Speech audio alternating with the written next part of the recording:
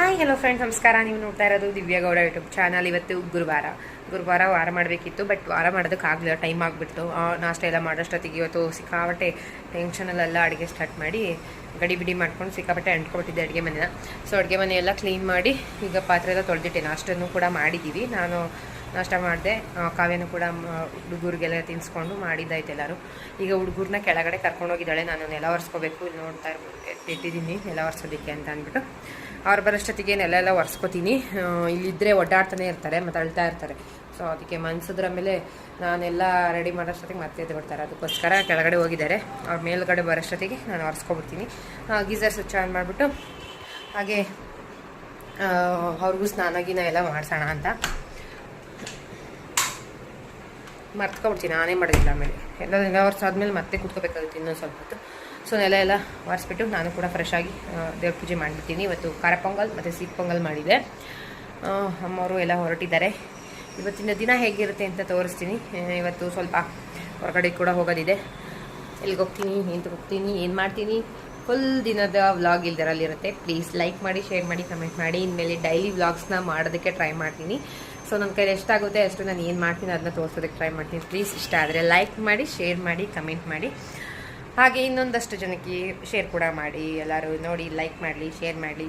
300 ಆಗಿದೆ. 300 ತುಂಬಾ ಖುಷಿ ಆಯಿತು. ಸೊ ಹಾಗೆ ಮುಂದುವರಿತಾ ಹೋಗಲಿ. ಸೊ ಬೆಳಗ್ಗೆಯಿಂದ ಏನು ಮಾಡಿದೆ ಅನ್ನೋ ಕ್ಲಿಪ್ಪಿಂಗ್ನ ಈಗ ಆ್ಯಡ್ ಮಾಡ್ತೀನಿ, ನೋಡಿ. ಹಾಯ್ ಎಲ್ಲರೂ ಹೇಗಿದ್ದೀರಾ? ಎಲ್ಲರೂ ಚೆನ್ನಾಗಿದ್ದೀರಾ ಅಂತ ಭಾವಿಸ್ತೀನಿ. ಇವತ್ತು ಗುರುವಾರ. ನಾನು ಇದ್ದಾಗ ಆಲ್ಮೋಸ್ಟ್ 6 ಗಂಟೆ ಆಗಿಬಿಟ್ಟಿತ್ತು. ಹಾಲ್ಗಿಟ್ಟಿದ್ದೀನಿ, ಕಾಫಿ ಕಾಯಿಸ್ಕೊಟ್ಬಿಡೋಣ ಅಂತ. ಇವತ್ತು ಹೆಸರು ಬೇಳೆನ ಹಾಕಿ ಪೊಂಗಲ್ ಮಾಡೋಣ ಅಂತ ಅಂದ್ಬಿಟ್ಟು ಪೊಂಗಲ್ ಮಾಡೋಕ್ಕೆ ರೆಡಿ ಮಾಡ್ಕೋತಾ ಇದ್ದೆ. ಸೊಸೈಟಿ ಅಕ್ಕಿನ ಯೂಸ್ ಮಾಡ್ತೀನಿ ಪೊಂಗಲ್ ಮಾಡಬೇಕಾದ್ರೆ, ತುಂಬ ಚೆನ್ನಾಗಿ ಬರುತ್ತೆ. ಸೊಸೈಟಿ ಅಕ್ಕಿ ನಾನು ಯಾವುದೇ ಕಾರಣಕ್ಕೂ ಅಳತೆ ಮೆಜರ್ಮೆಂಟ್ ಮಾಡೋದು ತಗೊಳ್ಳೋದಿಲ್ಲ. ನನಗೊಂದು ಅಂದಾಜಲ್ಲಿ, ಅಂದರೆ ಅಕ್ಕಿ ಮಾತ್ರ ಅಳತೆ ಮಾಡಿ ತೊಗೋತೀನಿ. ಹೆಸರು ಬೇಳೆನ ಮಾತ್ರ ಒಂದು ಅಂದಾಜಲ್ಲಿ ಅದು ಮಿಕ್ಸ್ ಮಾಡಿದಾಗ ಗೊತ್ತಾಗುತ್ತೆ ಕ್ವಾಂಟಿಟಿ ಎಷ್ಟು ಬೇಕು ಬೇಡ ಅಂತ. ಆ ಥರನೇ ನಾನು ಮಾಡಿಕೊಂಡು ಹಾಕ್ಕೊಂಡು ಇವಾಗ ಅದನ್ನ ಕ್ಲೀನಾಗಿ ವಾಶ್ ಮಾಡಿಕೊಂಡು ಕೂಗಿಸ್ಕೊತೀನಿ. ನೀರು ಹಾಕೋಬೇಕಾದ್ರೆ ನಾವು ನೀರು ಎಷ್ಟು ಹಾಕೋತೀವಿ ಅನ್ನೋದು ಮುಖ್ಯ ಆಗುತ್ತೆ. ಸೊ ನಾವು ಸ್ವಲ್ಪ ತೆಳ್ಳಗೆ ಬರಬೇಕು ಅಂತ ಜಾಸ್ತಿ ನೀರು ಹಾಕೋಬಾರ್ದು. ಸ್ವಲ್ಪ ಎಷ್ಟು ಬೇಕು ಅಷ್ಟೇ ನೀರು ಹಾಕ್ಕೊಂಡು ಕೂಗಿಸ್ಕೋಬೇಕು. ಆನಂತರ ಬಿಸಿನೀರು ಇಟ್ಕೊಂಡ್ರೆ ಆವಾಗ ಚೆನ್ನಾಗಿ ಬರುತ್ತೆ ಮತ್ತು ಗಟ್ಟಿ ಆಗಲ್ಲ ಬೇಗ. ಸೊ ಅದಾದಮೇಲೆ ನಾನು ಒಂದು ಅರ್ಧ ಲೋಟ ಕಾಫಿ ಕುಡಿದು ಬಿಸಿನೀರು ಕೂಡ ಇಟ್ಕೊಂಡಿದ್ದೀನಿ, ನೋಡ್ತಾ ಇರ್ಬೋದು. ಈಗ ವಿಶಿಲ್ ಆಗಿದೆ. ಸೊ ಅದನ್ನ ತೆಗೆದ್ಬಿಟ್ಟು ಒಗ್ಗರಣೆಗೆ ಹಾಕೋಣ ಅಂತ ಅಂದ್ಬಿಟ್ಟು ತೆಕ್ಕೋತಾ ಇದ್ದೀನಿ. ಬಿಸಿನೀರೆಲ್ಲ ಚೆನ್ನಾಗಿ ಕಾದಿತ್ತು. ಈ ಕಡೆ ಬಾಣಲಿಗೆ ಒಗ್ಗರಣೆಗೆ ಹಾಕೊಳ್ಳೋಣ ಅಂತ ಅಂದ್ಬಿಟ್ಟು ಬಾಣಲಿಗೆ ಒಂದು 3 ರಿಂದ 4 ಟೇಬಲ್ ಸ್ಪೂನಷ್ಟು ಎಣ್ಣೆನ ಹಾಕೋತಾ ಇದ್ದೀನಿ. ವಿಷಲೆಲ್ಲ ಹಾರಿದ್ದು ಕೂಡ ಕುಕ್ಕರೆಲ್ಲ ತೆಗೆದಿದ್ನಲ್ಲ, ಹೆಸರು ಬೇಳೆ ಮತ್ತು ಅಕ್ಕಿ ಚೆನ್ನಾಗಿ ಬೆಂದಿತ್ತು. ಸೊ ತುಂಬ ಸಾಫ್ಟಾಗಿ ಬೇಯಬಾರ್ದು. ಬೇಯಿದ್ಬಿಟ್ರೆ ಅದು ನೀವೆಷ್ಟೇ ತೆಳ್ಳಗೆ ಮಾಡಿದ್ರೂ ಅದು ಬೀರ್ಕೊಳ್ತಾ ಇರುತ್ತೆ. ಈ ಥರ ಅಳತೆಗೆ ಕರೆಕ್ಟಾಗಿ ನೀರಿಗೆ ಮಾಡಿ ಅದಾದಮೇಲೆ ಬಿಸಿನೀರು ಕಾಯಿಸಿ ಹಾಕೋದ್ರಿಂದ ಅದು ಬೀರ್ಕೊಳ್ಳಲ್ಲ. ಸೊ ಇದು ಟ್ರಿಕ್ಕು ನಮ್ಮ ಅಮ್ಮ ಹೇಳ್ಕೊಟ್ಟಿದ್ದು ನನಗೆ. ಸೊ ಅದನ್ನ ಫಾಲೋ ಅಪ್ ಮಾಡ್ತೀನಿ. ಬಿಸಿಬೇಳೆ ಬಾತ್ ಮಾಡಿದಾಗೂ ಹಾಗೆ ಮಾಡ್ತೀನಿ.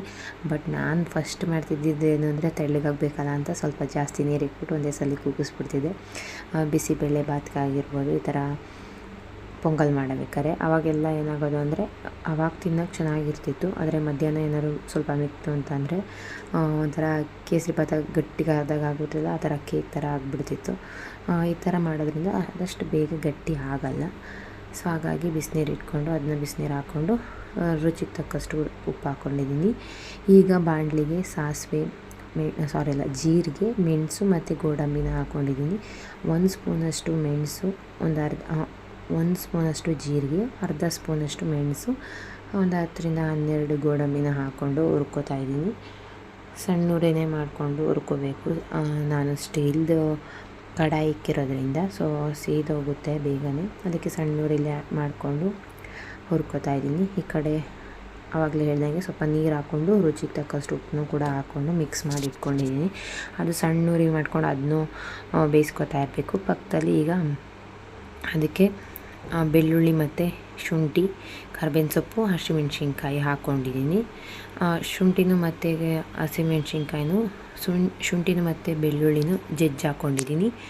ಅದಾದಮೇಲೆ ಸ್ವಲ್ಪ ಅರಶಿನ ಹಾಕ್ಕೊಂಡು ಅದನ್ನು ಸ್ವಲ್ಪ ಫ್ರೈ ಮಾಡಿಕೊಂಡ್ರೆ ಸಾಕು. ಇಷ್ಟೇ ಮಾಡೋದು ನಾನು ಇದಕ್ಕೆ. ಸ್ವಲ್ಪ ರುಚಿನೂ ಕೂಡ ಹಾಕ್ಕೊತಾ ಇದ್ದೀನಿ. ಹಾಗೆ ರುಚಿ ಹಾಕ್ಕೊಂಡು ಹಾಗೆ ನಾವು ಪಕ್ಕದಲ್ಲಿ ಬೇಯಕ್ಕೆ ಇಟ್ಕೊಂಡಿದ್ದೀವಲ್ಲ ಅದಕ್ಕೆ ಮಿಕ್ಸ್ ಮಾಡಿದ್ರೆ ಖಾರ ಪೊಂಗಲ್ ರೆಡಿ ಆಗಿಬಿಡುತ್ತೆ. ತುಂಬಾ ಬೇಗನೆ ಮಾಡ್ಬೋದು, ಆದರೆ ಬೆಳ್ಳುಳ್ಳಿ ಜಾಸ್ತಿ ಹಾಕಿದಷ್ಟು ತುಂಬಾ ರುಚಿ ಕೊಡುತ್ತೆ.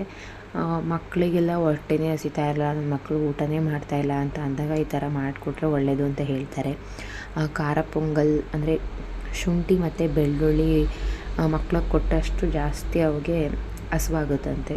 ಸೊ ಅದಕ್ಕೋಸ್ಕರ ಹೇಳ್ತಾ ಇರ್ತಾರೆ. ನಾನು ಯಾರೋ ಕೇಳಿರೋದು ಹೇಳ್ತಾಯಿದ್ದೀನಿ. ಸೊ ನನಗೂ ಕ್ಲೀನಾಗಿ ಗೊತ್ತಿಲ್ಲ. ಅದೇ ಈಗ ಮಿಕ್ಸ್ ಮಾಡ್ಕೊಳ್ಳೋಣ ಅಂತ ಹಾಕ್ತೆ. ಒಂದು 2 ನಿಮಿಷ ಹುರ್ಕೊಂಡ್ರೆ ಸಾಕಾಗುತ್ತೆ. ಆ ಬೆಳ್ಳುಳ್ಳಿ ಮತ್ತು ಶುಂಠಿ ಎಲ್ಲ ಚೆನ್ನಾಗಿ ಇದಾಗೋ ಹಾಗೆ. ಅದಾದಮೇಲೆ ಸೊ ಈಗ ಕುಕ್ಕರ್ಗೆ ಹಾಕ್ಕೊಂಡು ಮಿಕ್ಸ್ ಮಾಡ್ಕೊತಾ ಇದ್ದೀನಿ. ಇಷ್ಟೇ. ಇದಕ್ಕೆ ಸ್ವಲ್ಪ ಕೊತ್ತಂಬರಿ ಸೊಪ್ಪು ಕೂಡ ಆ್ಯಡ್ ಮಾಡ್ಕೋಬೋದು. ಸೊ ನಾನು ಮರ್ತೋದೆ ಅಷ್ಟೇ, ಪಕ್ಕದಲ್ಲಿ ಕಟ್ ಮಾಡಿ ಇಟ್ಕೊಂಡಿದ್ದೆ. ಅದಾದಮೇಲೆ ಅಡುಗೆ ಮನೆನ ಫುಲ್ಲು ಕ್ಲೀನ್ ಮಾಡಿದ್ದೀನಿ. ಪಕ್ಕದಲ್ಲಿ ಸಿಹಿ ಪೊಂಗಲ್ಲು ಕೂಡ ಮಾಡಿಕೊಂಡೆ, ನಾನು ತೋರಿಸೋದಕ್ಕಾಗಲಿಲ್ಲ, ಅದಕ್ಕೋಸ್ಕರ ಈಗ ತೋರಿಸ್ತಾ ಇದ್ದೀನಿ. ಹಾಗೆ ಕೊತ್ತಂಬರಿ ಸೊಪ್ಪು ಕೂಡ ಸ್ಕಿಪ್ ಮಾಡಿಬಿಟ್ಟಿದ್ನಲ್ಲ, ಅದಾದಮೇಲೆ ಹಾಟ್ ಬಾಕ್ಸಿಗೆ ಹಾಕಿದ್ನಲ್ಲ ಆವಾಗ ಕೊತ್ತಂಬರಿ ಸೊಪ್ಪು ಹಾಗೆ ಮೇಲೆ ಉದುರಿಸ್ಬಿಟ್ಟು ಕ್ಲೋಸ್ ಮಾಡಿದ್ದೆ. ಸೊ ಚಟ್ನಿ ಕೂಡ ರುಬ್ಕೊಂಡು ಇಟ್ಕೊಂಡಿದ್ದೀನಿ. ಇವತ್ತಿನ ನಾಷ್ಟ ಹೀಗಿತ್ತು. ಅವ್ರ ಅಪ್ಪ ಬಂದಿತ್ತು ಮನೆಗೆ ಬಿಟ್ಟಿದ್ದ ಅಷ್ಟೊತ್ತಿಗೆ. ತಿಂದ ಬೇಗ ಕುತ್ಕೊಂಡು.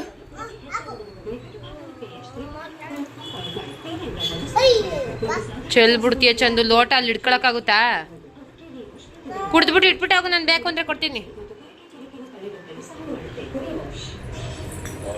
ಬೆಳೆ ಬಾಯ್ಲಿ ಕೂಚಿ ಮಾಡ್ಬಾ. ಅದು ಅಷ್ಟೊಂದು ಕೊಟ್ಟ ನೋಡಿ ಹೆಂಗೆ ಕುಡಿಯಕ್ಕೆ ಹೋಯ್ತಂತ. ಏನು ಕ್ಯಾಪ್ ಹಾಕೋ, ನೀನು ಕ್ಯಾಪ್ ಬಿಚ್ಚಿ ಎಲ್ಲೆಲ್ಲ ಎಸಿಬೇಡ ಚಂದು, ನನಗೆ ಹುಡ್ಕೋಕ್ಕಾಗಲ್ಲ. ಎತ್ತಾಕು. ಕೆಳಗಡೆನೆ ಕುತ್ಕೋ, ಒಳ್ಳೇದಲ್ಲಿ. ಚಲ್ತದಲ್ಲಿ ನೀನು ನಾಟಕಗಳು ಆಡ್ಬೇಡ, ಹಂಗಂಗೆ ಆಡ್ಕೊಂಡು ಕುಡ್ಸ. ಯಾವನೇ ಕುಡಿಬೇಕು. ಇಟ್ಕೋ, ಕೆಳಕ್ಕೆ ಇಟ್ಕೋ.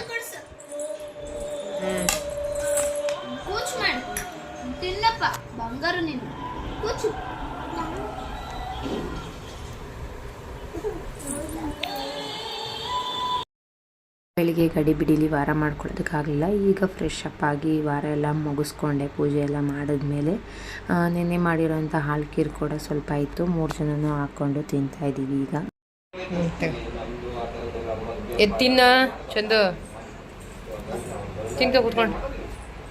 ಕಾವಿಂಗೆ ರೆಡಿ ಮಾಡಿದೆ. ಹೇಗೆ ಕಾಣ್ತಾ ಇದ್ದಾಳೆ ಅಂತ ಹೇಳಿ ಒಂದು ಫೋಟೋ ಅಥವಾ ವಿಡಿಯೋ ಏನಾದ್ರು ಹಾಕ್ತೀನಿ. ನಮ್ಮ ಚಿರು ಈ ಬೆಳ್ಳಿ ಹೇಗೆ ಎದ್ದಿದ್ದಾನೆ, ಅದಕ್ಕೋಸ್ಕರ ಅಳ್ತಾ ಇದ್ದಾನೆ.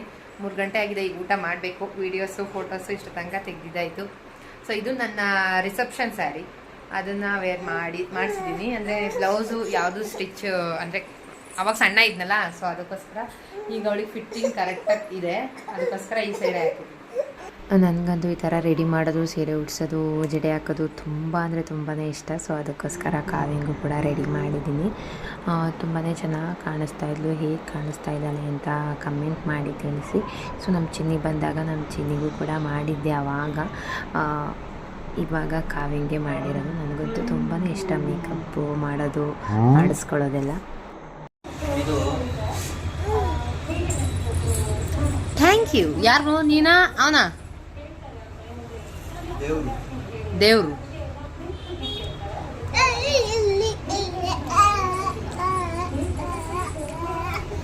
ಅವನು ಒಂದು ಹಿಡ್ಕೊಂಡು ಅವನೇ ತೋರಿಸ್ತಾವ್ ನೋಡು ಅವನು. ಕಾವಿಂಗೆ ರೆಡಿ ಮಾಡಿ ಫೋಟೋಸ್ ಎಲ್ಲ ತೆಗಿತಾ ಇದ್ನಲ್ಲ, ಹಾಗಾಗಿ ಅಡುಗೆ ಏನು ಮಾಡ್ಕೊಂಡಿರಲಿಲ್ಲ. ಇವತ್ತು ಚಪಾತಿ ಮತ್ತು ಪಲ್ಯ ಮಾಡ್ಕೊಳ್ಳೋಣ ಅಂತ ಮಾಡ್ಕೋತಾ ಇದ್ದೀನಿ. ಹಾಗೆ ವಾಷಿಂಗ್ ಮಿಷಿನ್ ಕೂಡ ಆನ್ ಮಾಡಿರಲಿಲ್ಲ, ನೀರು ಕೂಡ ನಿಂತೋಗಿತ್ತು. ಹಾಗಾಗಿ ಈಗಲ ಆನ್ ಮಾಡಿಬಿಟ್ಟು ಆಮೇಲೆ ಚಪಾತಿನ ರೆಡಿ ಮಾಡ್ಕೋತಾ ಇದ್ದೀನಿ.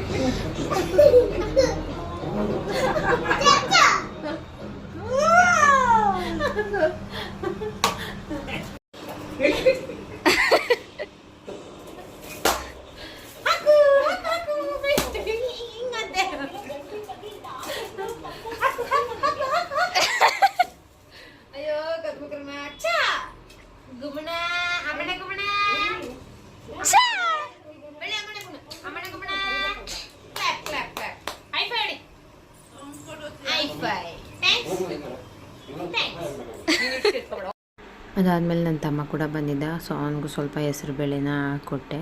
ಅವನು ಕೂಡ ತಿಂತಾಯಿದ್ದ.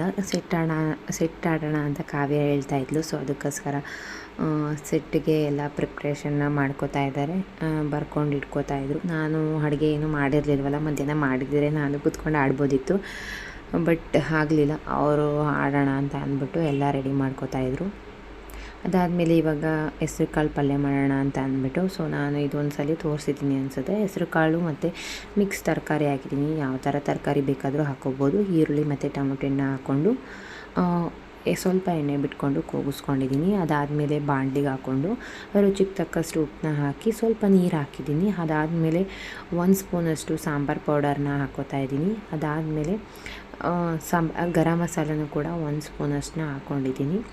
ಅದು ಸ್ವಲ್ಪ ತಿಕ್ಕಾಗಿ ಬರಲಿ ಅಂತ ಅಂದ್ಬಿಟ್ಟು, ಅಂದರೆ ಟೇಸ್ಟು ತುಂಬಾ ಚೆನ್ನಾಗಿರುತ್ತೆ. ಸೊ ಅದಕ್ಕೋಸ್ಕರ ಗ್ರೇವಿಯಾಗಿ ಮಾಡಿಕೊಂಡ್ರೆ ತುಂಬ ಚೆನ್ನಾಗಿ ಬರುತ್ತೆ. ಅದಾದಮೇಲೆ ಸ್ವಲ್ಪ ಅರಿಶಿನ ಪುಡಿನ ಕೂಡ ಆ್ಯಡ್ ಮಾಡ್ಕೋತಾ ಇದ್ದೀನಿ. ಹಾಗೆ ಸ್ವಲ್ಪ ಕಾಯಿ ತುರಿ ಮತ್ತು ಕೊತ್ತಂಬರಿ ಸೊಪ್ಪನ್ನ ಕೂಡ ಹಾಕ್ಕೋಬೇಕು. ನಾನು ಹಾಕ್ಕೊಂಡಿದ್ದೀನಿ, ಬಟ್ ವಿಡಿಯೋದಲ್ಲಿ ತೋರಿಸಿದ್ಲೇ ಇಲ್ಲ, ಮರ್ತ್ಕೊಬಿಟ್ಟೆ. ಯಾಕೆಂದರೆ ಅಡುಗೆ ಮಾಡ್ತಾ ಮರ್ತೋಯ್ತು. ಹಾಗೆ ಚಪಾತಿನೂ ಬೇಯಿಸ್ಕೊಂಡು ಎಲ್ಲ ರೆಡಿ ಮಾಡಿದ್ಮೇಲೆ ವೀಡಿಯೋ ತೋರಿಸ್ತಾ ಇದ್ದೀನಿ. ಸೊ ಎಲ್ಲ ಕ್ಲೀನ್ ಮಾಡ್ಕೊಂಡಿದ್ದೀನಿ. ಚಪಾತಿ ಕೂಡ ಒತ್ತಿ ಲಟ್ಸಿದ್ದೆ. ಇದು ನಮ್ಮ ಬೆಳ್ಳಿದು ಒಂದು ಫೋಟೋ ಆ್ಯಡ್ ಮಾಡ್ತೀನಿ ನೋಡಿ, ಅದನ್ನು ಡ್ರಾ ಮಾಡಿರೋ ಅಂಥದ್ದು. ಇದನ್ನು ನಾನೇ ಇಷ್ಟಪಟ್ಟು ಡ್ರಾ ಮಾಡಿದೆ. ನನ್ನ ಮಗ ಹರಿದಾಕ್ಬಿಟ್ಟ. ಸೊ ಅದಕ್ಕೋಸ್ಕರ ಹಾಗೆ ಇಟ್ಕೊಂಡಿದ್ದೀನಿ. ಇದು ಹೇಗೆ ಬಂದಿದೆ ಅಂತ ಊಟ ಎಲ್ಲ ಮಾಡೋದಕ್ಕೂ ಮುಂಚೆನೇ ಬಾಟ್ಲಲ್ಲಿ ಎಣ್ಣೆಗಳು ಖಾಲಿ ಆಗಿಬಿಟ್ಟಿತ್ತು. ಸೊ ಎಣ್ಣೆ ಹಾಕಿಟ್ಕೊಬಿಡೋಣ. ಬೆಳಿಗ್ಗೆ ಎದ್ದಾಗ ಅಡುಗೆ ಮಾಡಬೇಕಾದ್ರೆ, ಅಂದರೆ ನಾಷ್ಟ ಎಲ್ಲ ಪ್ರಿಪೇರ್ ಮಾಡೋದಬೇಕಾದ್ರೆ ಗಡಿಬಿಡೀಲಿ ನನಗೆ ಕೈ ಕಾಲೇ ಓಡಲ್ಲ. ಸೊ ಅಂಥ ಟೈಮಲ್ಲಿ ಕೆಲಸ ಮಾಡ್ಕೊಳ್ಳೋಕ್ಕಿಂತ ನೈಟೇ ಫ್ರೀ ಆಗಿರ್ತೀವಲ್ಲ, ಸೊ ಹಾಗಾಗಿ ನೈಟೇ ಎಲ್ಲ ಫಿಲ್ ಮಾಡಿ ಇಟ್ಕೊಬಿಡ್ತಾ ಇದ್ದೀನಿ. ಬೆಳಗ್ಗೆ ಎದ್ದು ಅಷ್ಟು ಟೈಮ್ ಇರೋದಿಲ್ಲ. ಕಾಫಿ ಕಾಯಿಸ್ಬೇಕು, ಎಲ್ಲರಿಗೂ ಕೊಡಬೇಕು, ಪಾತ್ರೆಗಳು ಬೀಳ್ತಾ ಇರ್ತವೆ, ತೊಳಿಬೇಕು. ಅಪ್ಪ 8 ಗಂಟೆಗೆ ಹೋಗೋದ್ರಿಂದ ಅಪ್ಪಂಗೆ ನಾಷ್ಟ ಊಟ ಎಲ್ಲ ರೆಡಿ ಮಾಡಿ ಕಟ್ಟಬೇಕಲ್ವ. ಸೊ ಅದಕ್ಕೋಸ್ಕರ ರಾತ್ರಿನ ಹಾಕಿಟ್ಕೊಬಿಟ್ರೆ ತುಂಬಾ ಈಸಿ ಆಗುತ್ತೆ. ಆಮೇಲೆ ನಿದ್ದೆ ಕೂಡ ನನಗೆ ಸಾಕಾಗ್ತಾಯಿಲ್ಲ. ನೈಟು 12:30 ಗಂಟೆ ಎಡಿಟಿಂಗ್ ಮಾಡ್ತಾಯಿರ್ತೀನಿ. 12:30 ಒಂದೊಂದು ಗಂಟೆ, ಒಂದೊಂದ್ಸಲ 12:45 ಕೂಡ ಆಗೋಗ್ಬಿಡುತ್ತೆ. ಸೊ ಈ ಥರ ಆಗ್ತಿದೆ. ಮತ್ತು ಬೆಳ್ಳಿ ಕೂಡ ಆವಾಗವಾಗ ಎದ್ದೇಳ್ತಾ ಇರ್ತಾನಲ್ಲ, ತುಂಬಾ ಹಿಂಸೆ ಆಗ್ತಾಯಿರುತ್ತೆ. ಬೆಳಗ್ಗೆ ಅಷ್ಟು ಬೇಗ ಎದ್ದು ಮಾಡ್ಕೊಳ್ಳೋದಕ್ಕೂ ಆಗಲ್ಲ. ಅದಕ್ಕೆ ಆದಷ್ಟು ರಾತ್ರಿ ಹೊತ್ತು ಎಷ್ಟು ಆಗುತ್ತೋ ಅಷ್ಟು ಕೆಲಸನ ಮಾಡ್ತೀನಿ, ಬೆಳಗ್ಗೆ ಸ್ವಲ್ಪ ಈಸಿ ಆಗಲಿ ಅಂತ ಅಂದ್ಬಿಟ್ಟು. ಇವತ್ತಿನ ಊಟ ಚಪಾತಿ, ಹೆಸರುಬೇಳೆ ಹಾಗೆ ಹೆಸ್ರು ಕಾಳು ಪಲ್ಯ. ಸೊ ಇವತ್ತಿನ ದಿನ ಹೀಗಿತ್ತು. ಐ ಹೋಪ್ ಎಲ್ಲರಿಗೂ ಇಷ್ಟ ಆಗಿರುತ್ತೆ ಅಂತ. ಇಷ್ಟ ಆಗಿದ್ರೆ ಪ್ಲೀಸ್ ಲೈಕ್ ಮಾಡಿ, ಶೇರ್ ಮಾಡಿ, ಕಮೆಂಟ್ ಮಾಡಿ. ಇನ್ನೂ ಯಾರು ನನ್ನ ಚಾನಲ್ನ ಸಬ್ಸ್ಕ್ರೈಬ್ ಆಗದೆ ನೋಡ್ತೀರಿ, ಪ್ಲೀಸ್ ಸಬ್ಸ್ಕ್ರೈಬ್ ಮಾಡ್ಕೊಂಡು ನೋಡಿ. ಹೀಗೆ ಸಪೋರ್ಟ್ ಮಾಡ್ತೀರಿ. Thank you for watching. Love you all. Bye.